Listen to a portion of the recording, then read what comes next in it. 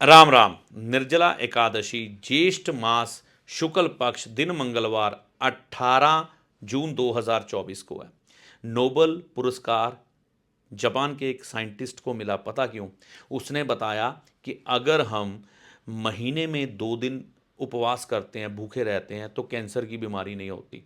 हमारे ऋषि मुनियों ने तो इतने दिन व्रत त्यौहार हमें दिए, खास तौर पर एकादशी महीने में 2 आती है, तो हम कैंसर से बच जाते थे ना, बीमारियों से। लेकिन हम उनको भूल चुके हैं।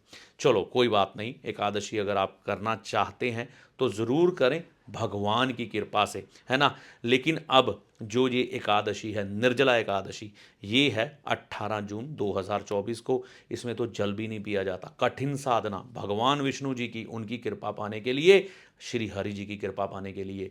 आपको सब मालूम है व्रत त्यौहार कैसे करना है। एकादशी का तारीख भी मैंने बता दी।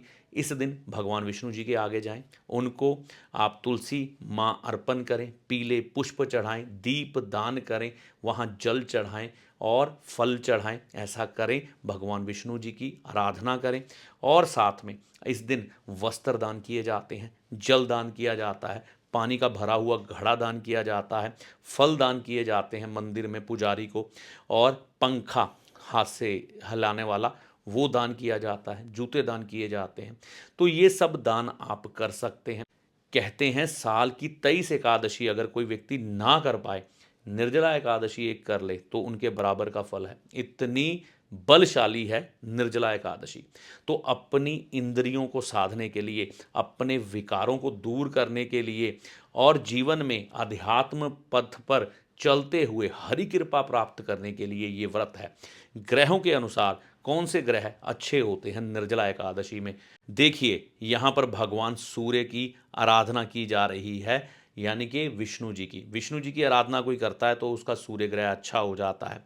जल इस दिन हम भोग नहीं रहे, जल का ग्रहण नहीं कर रहे, जल का दान कर रहे हैं, तो चंद्रमा जो कि फाइनेंस से जुड़ते हैं, आपके चलायमान धन से जुड़ते हैं, वो अच्छे हो जाते हैं। जीवन में धन की कमी रहती ही नहीं है, और विष्णु जी की कृपा से रोजगार की कमी नहीं रहती। और यहाँ पर फल दान करते हैं, है ना। ब्राह्मण को बृहस्पति ग्रह अच्छा, घड़े में जल भर के दान करते हैं, उससे भी आपका बुध ग्रह अच्छा, जूते दान करते हैं तो उससे शनि ग्रह अच्छा। तो ये बातें हमारे ऋषि मुनियों ने, हमारे विद्वानों ने हमें बताई नहीं, लेकिन ग्रहों की जो कारक वस्तुएं हैं वो साथ में जोड़ दी गई। द्वादशी के दिन सुबह के समय ये व्रत खोला जाता है ना। ब्राह्मण को कुछ एक दान करके या भोजन करा के, जो जब भोजन करवाया तो मंगल ग्रह अच्छा।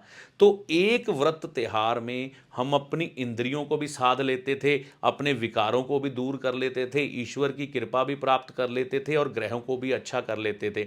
लेकिन हमें कोई नोबल पुरस्कार कभी किसी ने दिया ही नहीं, है ना।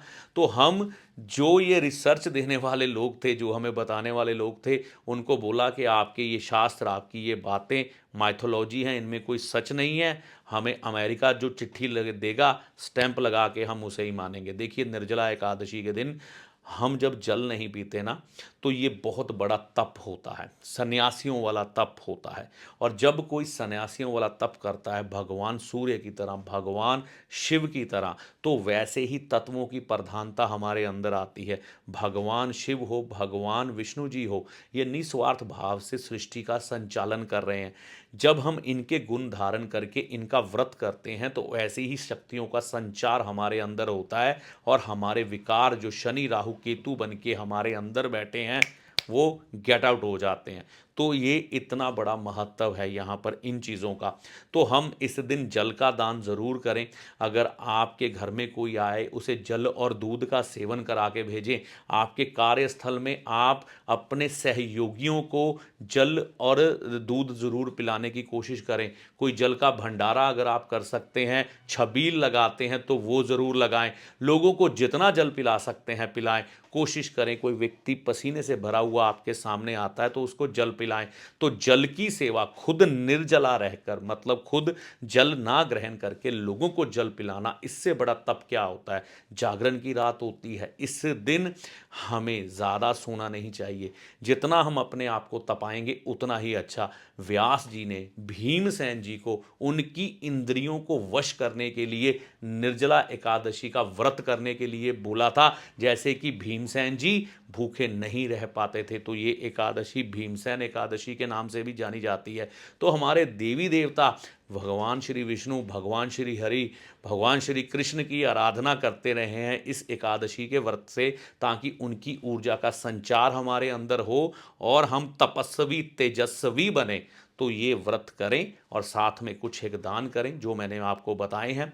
ये मैंने नहीं बताए, शास्त्र कह रहे हैं कि विष्णु जी के मंदिर में जाकर आप तुलसी माँ भेंट करें, पीले पुष्प चढ़ाएं, अक्षत चढ़ाएं, फल चढ़ाएं और ओम नमो भगवते वासुदेवाय मंत्र का जाप करें और लोगों को जल पिलाएं, जल का दान करें। तो देखिए आपके कृपा कैसे जीवन में बरसती है। 5 से 6 ग्रह तो आपके वैसे ही अच्छे हो जाएंगे।